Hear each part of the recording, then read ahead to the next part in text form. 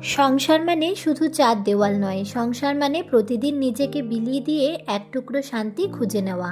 অনেকে বলে গৃহিণীদের আবার কিসের ব্যস্ততা, অথচ সকাল থেকে রাত পর্যন্ত ঘড়ির কাঁটার সাথে পাল্লা দিয়ে আমাদের দৌড়াতে হয়। আজ সকালেও তার ব্যতিক্রম হয়নি। ঘুম থেকে উঠে প্রথমে ছেলের জন্য টিফিন বানিয়ে ওকে রেডি করে স্কুলে পাঠানো আমার কাছে একটা যুদ্ধের থেকে কিছু কম নয়।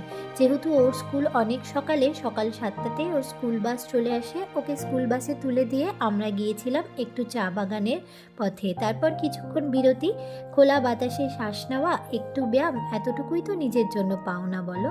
এটাই যেন সারাদিনের কাজে অনেকটা এনার্জি দেয়। বাড়ি ফিরে রান্না বসিয়ে দিলাম, বর আবার অফিস যাবে। আজকে রান্না করেছিলাম ফুলকপি আলু দিলে কাতলা মাছের ঝোল, আর ভাত বসিয়ে দিয়েছি অন্যদিকে। আর রান্না করেছিলাম মেথি শাক ভাজা, যেটা আমার ভিডিও ক্লিপ নেওয়া হয়নি।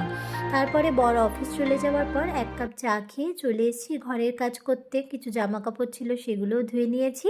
তারপর ঘর বাড়ি পরিষ্কার করে ধুয়ে মুছে স্নান করতে চলে যাব। স্নান সেরে পুজো দিয়ে আজকে আবার যাব বাজারে। আজকে যেহেতু মঙ্গলবার, এখানে হাট বসে। এই হাটবারে আমি প্রচুর সবজি বাজার করে আনি, যেগুলো বাড়ি আসে আবার কেটে গুছিয়ে রাখতে হয়। তো স্নান সেরে পুজোটা দিয়েই বেরিয়ে পড়েছিলাম বাজারে। বাজার থেকে আস্তে আস্তে ছেলেকে স্কুল থেকেও নিয়ে এসেছি, তারপরে দুজনে মিলে লাঞ্চ করেছি। তো চলো, ভিডিওটা এই পর্যন্তই থাক। সবাই ভালো থেকো, সুস্থ থেকো। দেখা হবে আবারও একটা সুন্দর ভিডিওতে। রাধে রাধে।